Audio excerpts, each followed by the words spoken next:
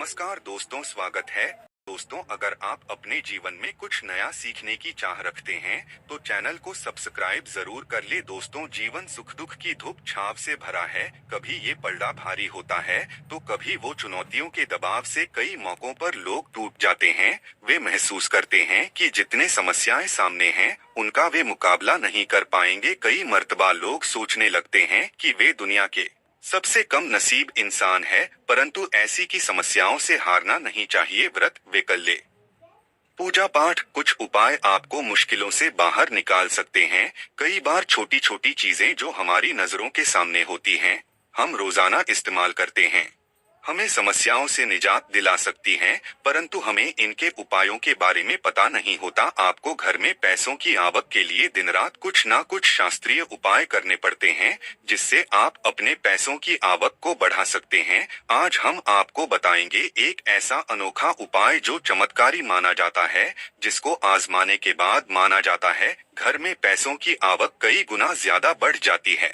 और इस उपाय में हमको कुछ नहीं करना है, सिर्फ 3 मोर पंखों का इस्तेमाल करना है। कैसे करना है वो हम आपको बताएंगे। दोस्तों, सबसे पहले समझ ले, मोरपंख है क्या।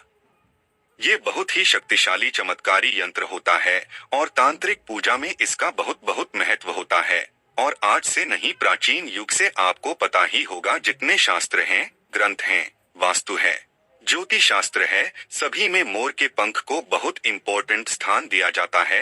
हिंदू मान्यताओं के अनुसार घर में मोरपंख का प्रयोग करने से अमंगल टल जाता है।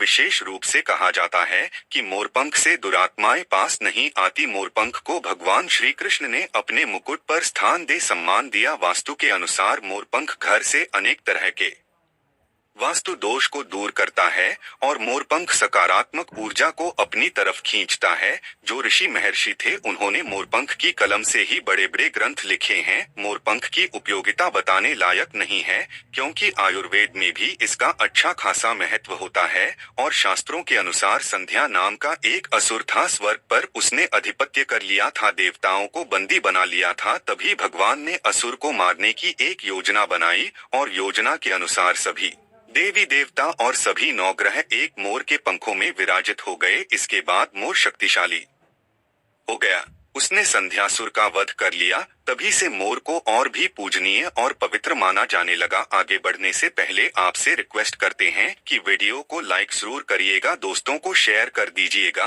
और अगर आपने अभी तक चैनल को सब्सक्राइब नहीं किया है तो चैनल को सब्सक्राइब करके बेल आइकन जरूर दबाइएगा। दोस्तों, सिर्फ ऋषि मुनि और राजा महाराजा ही नहीं, बल्कि भगवान श्री कृष्ण के क्या कहने आपको भी पता है कि कृष्ण कन्हैया को मोर पंख बिना अधूरा माना जाता है। उन्हें मोर मुकुट वाला कहा जाता है। उनके मुकुट में मोरपंख के बिना वो कभी रहते नहीं थे। इसका कारण भी ये था कि बचपन से ही उनकी माता ने उन्हें मोरपंख धारण करवाया था, क्योंकि मोरपंख से कालसर्प दोष दूर होता है और श्री कृष्ण भगवान को कालसर्प दोष था। दोस्तों, सिर्फ हमारे धर्म में ही नहीं बल्कि एशिया के बहुत सारे देशों में मोरपंखों को अध्यात्म से जोड़कर देखा जाता है। आपने सुना होगा, वो प्रेम, प्रतिष्ठा, धीरज और स्नेह का सूचक है। और में मोर पंख की बहुत महत्ता बताई गई है।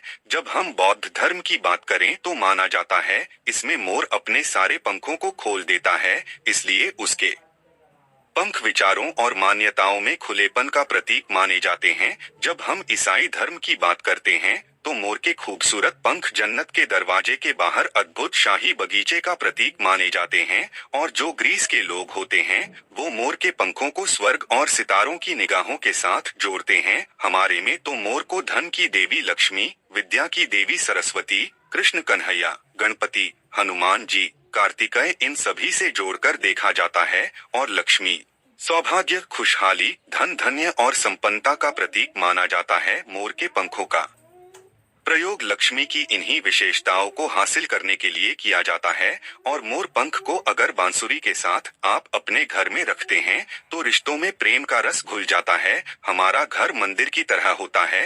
अगर उसमें रहने वाले सदस्य रोज आपस में झगड़ा करने लगे तो ये मंदिर अपवित्र सा लगने लगता है। इसके कई कारण हो सकते हैं।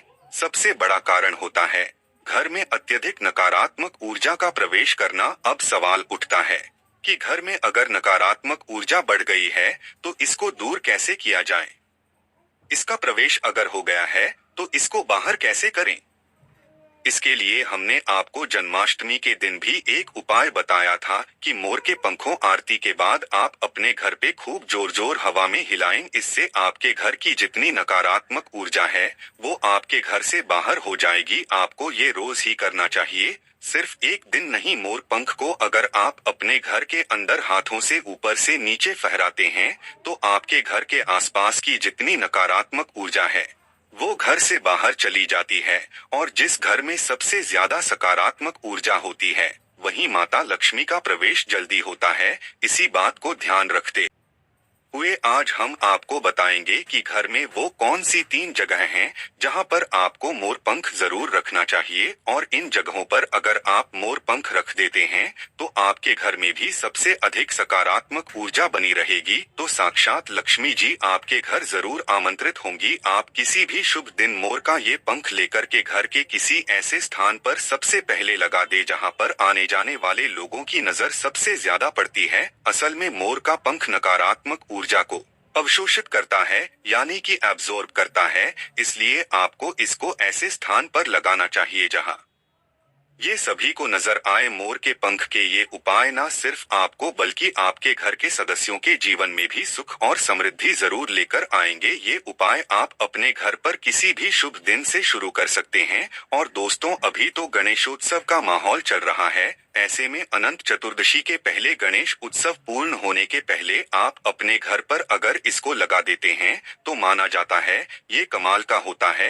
प्राचीन काल से आज की बात नहीं है, ये बहुत सालों से भगवान की प्रतिमा के आगे वातावरण को पवित्र करने के लिए, सब जगह वशीकरण के लिए, कार्य सिद्धि के लिए, भूत बाधा, रोग मुक्ति, ग्रह दोष, वास्तु दोष सभी के लिए मोरपंख बहुत ही यूजफुल माना गया है। खासकर जो स्टूडेंट्स होते हैं उनके लिए तो ये रामबाण का काम करते हैं। जो कहते हैं सरस्वती माता के उपासक होते हैं या फिर विद्यार्थी होते हैं, वो पुस्तकों के बीच अगर मंत्रित करके मोर पंख को रख लें तो पूरा पूरा लाभ उठा सकते हैं। अगर आप मंत्र सिद्धि करते हैं, तांत्रिक पूजा आदि करते हैं तो उस जपने वाली माला को माना जाता है।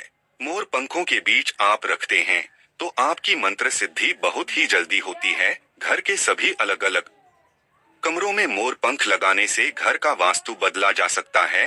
एक मोर का पंख हमारे जीवन की दिशा बदल सकता है। अगर आप भी हर समय अपने पास मोर पंख रखते हैं तो हर कार्य में आप देखेंगे कैसे किस्मत आपका साथ देने लगती है। अगर केतु आदि के दोष भी हैं तो वो ग्रह दोष भी समाप्त होते हैं। स्पेशली अगर आपके घर में कोई ऐसा बच्चा है जो बहुत जिद्दी हो गया है तो मोर के पंखों से उसको हवा देने से धीरे धीरे उसकी जिद कम होने लगती है। अगर वो ऐसे नॉर्मली आपको हवा नहीं देने दें तो आप उसके जो छत का पंखा होता है उसमें मोर पंखों को लगा दें और पंखा जब चलेगा तो उसके चलने पर मोर के पंखों की हवा भी बच्चे को लगेगी। इससे धीरे धीरे उसकी हट जिद कम हो जाएगी। दोस्तों, मोर के पंखों को चांदी की ताबीज में डालकर नवजात बच्चे के सिरहाने रखते हैं तो बच्चे की नजर दोष और किसी भी तरह के अलाबला से रक्षा होती है।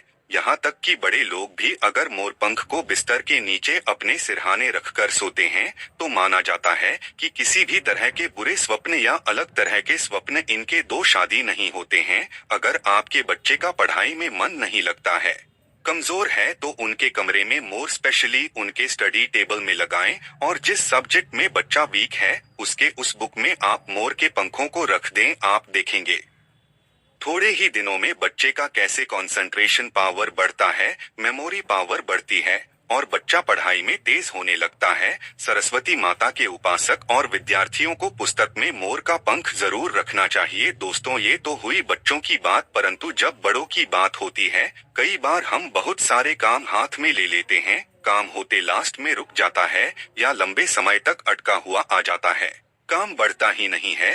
तो ऐसे में अगर आप अपने घर के बेडरूम के पूर्वी दक्षिण यानी south east corner of the house है उसमें मोर का पंख लगाते हैं तो आपके अटके हुए कार्य पूरा होने के योग बनने लगते हैं। घर में अगर पैसों की बरकत नहीं होती है, धन आता है रुकता नहीं है, तो इसी कोण में यानी दक्षिण पूर्व कोण में आप इसको लगा देते हैं तो घर में बरकत बढ़ती है। और अचानक कष्ट जो आते हैं या एक्सीडेंट जैसे अचानक जो प्रॉब्लम्स आती हैं उन सब से आपको मुक्ति मिलती है। चाहे तो आपका जो घर है या फिर दुकान की जो दक्षिण पूर्व दिशा है, वहां पर मोर का पंख स्थापित करते हैं, और व्यापारिक स्थल में अगर आप इसको स्पेशली स्थापित करते हैं तो आपके घर में कभी भी पैसों की कमी नहीं होती। आप चाहें तो अपनी जेब में या डायरी में मोर का पंख रखें, इससे भी आपको राहु दोष प्रभावित नहीं करता। और मन चाहा पैसा कमाने के बाद भी अगर पैसा नहीं टिकता है तो आपके घर के साउथ ईस्ट कॉर्नर में मोर पंख जरूर लगाना चाहिए। एक और फायदा है मोर का पंख घर में लगाने से, वो ये होता है कि घर में अगर आपके आसपास सांपों का डेरा है तो माना जाता है घर में सांप प्रवेश नहीं करता, या किसी घर में किसी मेंबर को काल सर्प दोष है, राहु केतु दोष है, तो भी मोर पंख लगाने से उस घर में ग्रहों का असर नष्ट हो जाता है। क्यों माना जाता है? क्योंकि मोर और सर्प में शत्रुता होती है, अर्थात सर्प शनि तथा राहु के सहयोग से बनता है। और अगर मोर का पंख घर के पूर्वी और पश्चिम दीवार में या आपके जेब और डायरी में रखा जाए तो राहु का दोष कभी उसको परेशान नहीं करता है। घर में सर्प हो, मच्छर हो, बिच्छू हो, इस तरह के विषैले जंतुओं का भय नहीं रहता। अब 3 कोने कौन कौन से हैं जिसमें आपको मोर का पंख रखना चाहिए ताकि आपकी आमदनी 10 गुना बढ़ सके? पहला, मोर पंख आपको घर की अलमारी में या तिजोरी में रखना है। आप घर में जिस स्थान पर सबसे ज्यादा पैसा रखते हैं वहीं पर मोर पंख आपको रखना चाहिए। इससे आपकी तिजोरी में धन बढ़ने लगेगा, साथ ही साथ इससे पहले से रखा हुआ धन धीरे धीरे खर्च होगा। आप खुद देखेंगे आपकी सेविंग बढ़ने लगेगी, बरकत बढ़ने लगेगी और धन की इनकम दिनों दिन बढ़ती चली जाएगी। दूसरा, मोर पंख आप अपने घर के मंदिर में रखें या घर के ईशान कोण यानी north east corner of the house में रखें, या फिर जहां पर आप घर में भगवान को रखते हैं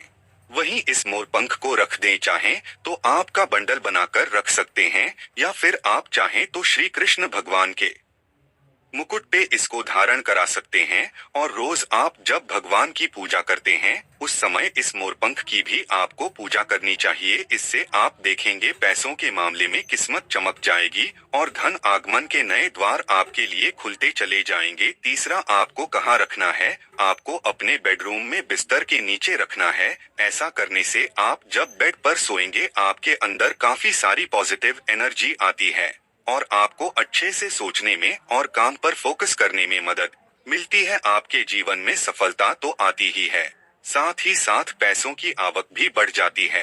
आप इसको कैसे लगाएंगे? अपने बेड का जो गद्दा होता है, चादर लगाते हैं, उसके नीचे आपको मोरपंख बिछा देना चाहिए। उसके ऊपर चादर लगाएं और फिर उस पर आपको सोना चाहिए। आप अगर अपने घर के मुख्य द्वार पर 3 मोर पंख लगा लेते हैं, और दोस्तों ये जो गणपति विसर्जन होने वाला है अनंत चतुर्दशी को, उसके पहले आप ये छोटा सा काम है। वैसे क्या करना है?